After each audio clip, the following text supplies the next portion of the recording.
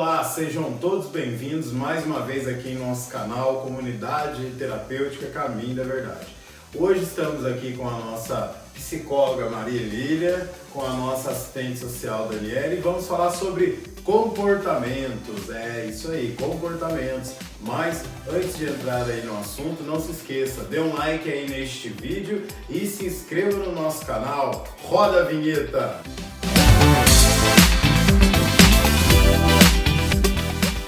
Bom, hoje nós vamos falar sobre comportamentos. E o que é um comportamento? Você já parou para pensar? Comportamento é tudo aquilo que está relacionado ao nosso cotidiano e que tem influência da nossa ação física e emocional. E é claro que nós vamos estar hoje aqui falando sobre comportamento relacionado à dependência química e à codependência, sendo que a doença dependência química é uma doença comportamental. Portanto, aí é a importância de você, familiar, entender e compreender o comportamento aí do seu filho, do seu marido, né, do seu ente querido aí que vive aí na dependência química. Bom, já quero estar passando a fala aqui para a nossa psicóloga Maria Emília, para ela estar falando um pouco então aí já deste assunto. Então, a importância de se falar de comportamento, eu acredito que parte exatamente desse princípio que a doença, a dependência química, ela é comportamental. E mudar comportamento não é fácil, requer esforço, dedicação, é difícil, mas é possível, aqui com todo o nosso olhar terapêutico.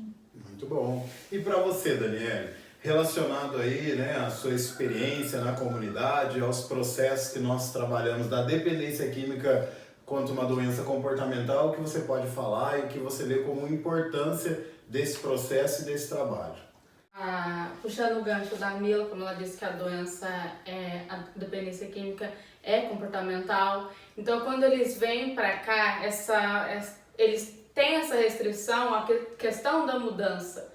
Porque aqui eles lidam com regras, normas. Então, tudo que eles estavam acostumados a viver na vida ativa, não tinha regra, não tinha sim, norma. eles querem transmitir para cá. E para quebrar todo esse paradigma, eles sofrem muito. Então a gente pede sempre para a família também buscar a ajuda para amparar os dois lados, tanto dependência quanto codependência.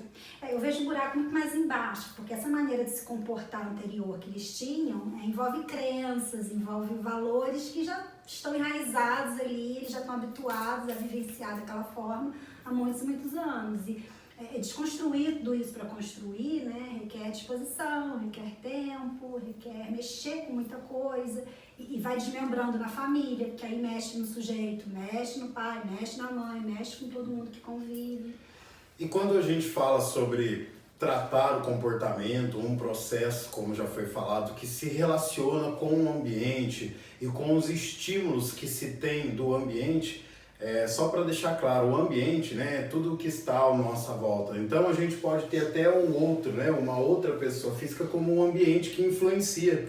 E portanto, né, a quebra de paradigmas, como foi falado aqui pela nossa assistente social, quanto à questão dos valores, das crenças e de todos os processos, né, psíquicos, ou seja, emocionais, sentimentais que o indivíduo ele vive, é fundamental para ter um bom relacionamento. E aí é onde a gente vai falar um pouco mais agora sobre este comportamento, então, já que todo mundo sabe que a dependência química ela é uma doença comportamental, portanto, como que a gente identifica o comportamento de um adicto, de um dependente químico que está na ativa, por exemplo? Muitos familiares, quando descobrem que o seu filho, o seu ente querido ele está fazendo uso de drogas, toma um susto, mas por conta do quê? De não conseguir, não saber avaliar ou entender o comportamento. Às vezes até vê a mudança que houve comportamental, mas não acha uma coisa tão significativa.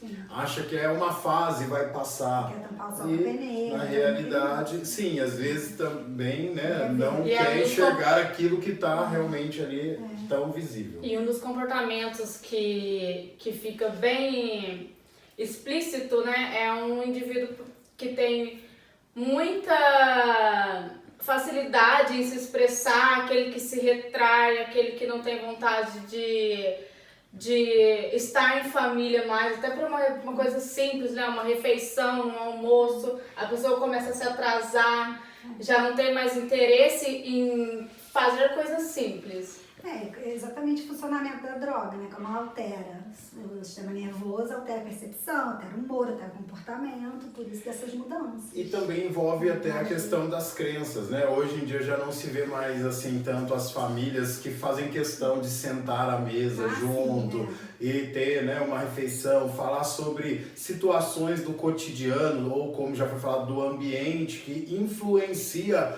a ação comportamental. Porque, como já também foi dito, a dependência química ela traz o quê? Os estímulos, né, para a vida do indivíduo. Então, aquilo que não é tão atrativo, né, para um jovem, para um adolescente, hoje eu vou até além, para uma criança, acaba se tornando mais atrativo por conta desses estímulos através do quê? Da deliberação de dopamina, né, no cérebro. Então, ou seja, é necessário estar observando, estar agregando, né, para um bom comportamento do dependente químico, as crenças, os valores que se precisa ter hoje e que se perdem, né, por conta da grande maioria das famílias hoje não ser uma família funcional. Né? Mas, para ficar mais claro, o comportamento de um dependente químico quando ele está na ativa comportamentos agressivos, são comportamentos afetivos totalmente oscilantes, né, que a gente chama de ambivalência. Esse, como já foi falado também, esse indivíduo ele começa a perder o interesse por interação social. Fica sem ritmo, não tem com horário certeza. pra dormir, pra acordar. Perde todo o processo de rotina. Isso. E aí, puxando aqui pro tratamento nosso, exatamente, a gente procura estabilizar essa rotina, né? Então, eles entram, aí tem que entrar com normas, com produtos, tem horário para acordar, tem horário para dormir, e para ir se reorganizando internamente mesmo na maneira de se comportar. Com certeza. Trabalhando com eles na interação coletiva do grupo, com a equipe. Então, a gente falou até aqui sobre o comportamento do dependente químico, mas agora a gente quer partir para outra vertente. Como eu disse que comportamentos se dá através de estímulos e pela influência do meio, né, em que se vive, esse meio pode ser o outro. Aí entra agora aí a parte da codependência, dos familiares que também se alteram em relação à dependência química ativa do seu filho, por exemplo. Então, ou seja, é toda uma estrutura que se desorganiza e aí começa um a influenciar o outro. E a codependência? Como que é a influência aí no comportamento do codependente em relação a si próprio e também em relação ao outro? Então, a gente sabe que a dependência química, enquanto doença comportamental, né, também puxa a questão da codependência, que são aqueles comportamentos que os familiares têm de serem permissivos, de não colocarem limites, de acabarem funcionando nessa facilitação para o indivíduo usar, porque também não sabem agir de outra forma. Por isso a importância, a gente sempre está orientando dessas famílias buscarem ajuda, grupos de mútua ajuda, para trabalhar esse comportamento de culpa, de um monte de sentimento, também que oscila junto, de E muitas vezes, né, o familiar que é codependente ou a pessoa que vive junto com o adicto não reconhece a codependência, leva isso como uma proteção, porque está protegendo o filho, ou o irmão, o namorado, então age por ele e não com ele. Permite que o indivíduo faça uso em casa, para não ter que fazer na rua. Sim, e sempre deixa o dinheiro acessível. E justamente essa afetividade, esse fazer pelo outro, que é prejudicial, é o comportamento que influencia para a dependência química, porque é tudo que um dependente químico ele quer, né? Que a codependência da mãe, por exemplo, a gente precisa citar isso, tá? Desculpa as mamães aí, mas que é uma verdade.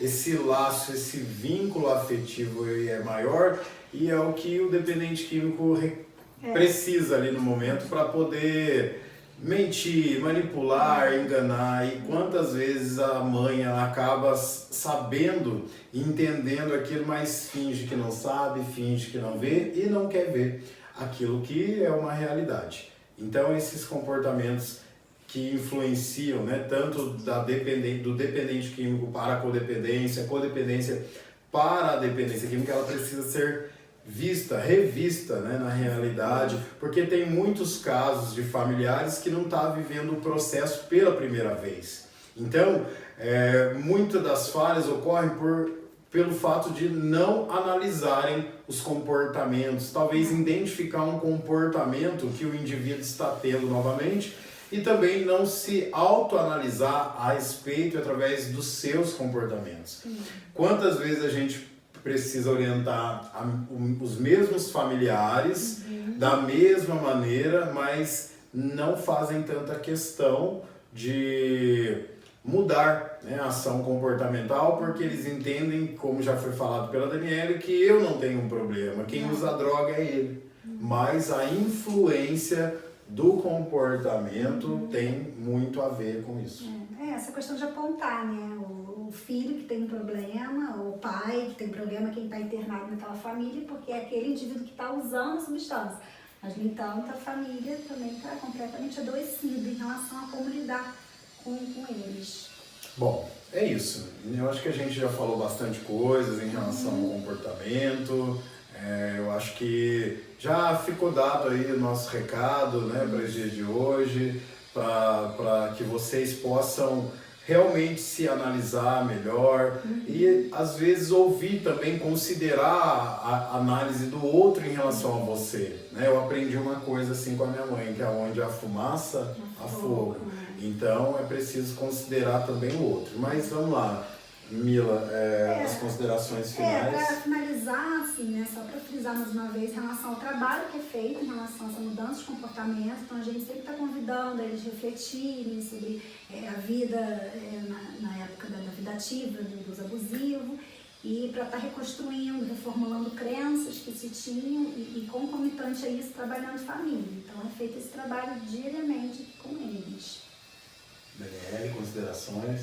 Então, a partir do momento que vocês tomam o pontapé inicial de colocar o indivíduo aqui pra gente, pra estar, né, aos nossos cuidados, recomendo, né, e orientação, procurar ajuda, se olhar com mais carinho, tratar a codependência para poder entender que não é só o outro que precisa de ajuda. Sim. É isso. Legal. Bom, então é isso aí, pessoal. Entender e considerar as ações comportamentais que estão relacionadas ao meio em que se vive, porque elas são as que influenciam. Não deixar de se analisar, de se olhar, de se perceber na influência que você tem para si mesmo e que você leva para o outro. E, para fechar, para o dependente químico entender a ação comportamental é compreender a perda do controle, né, dos aspectos da doença biopsicossocial. E para você codependente, para você familiar que acompanha, que vive com um dependente químico ou que está em recuperação, entender a ação do seu comportamento e perceber é quando você compreende que você está perdendo a sua qualidade de vida em relação ao outro. Bom, é isso aí, pessoal. Então, mais uma vez, quero reforçar, se você gostou aí do nosso vídeo, dê um like, se inscreva no nosso canal e nós sempre estaremos aqui dando dicas e falando a respeito aí da dependência química e relacionado às questões da nossa comunidade terapêutica Caminho da Verdade. Muito obrigado pela sua atenção. Até a próxima.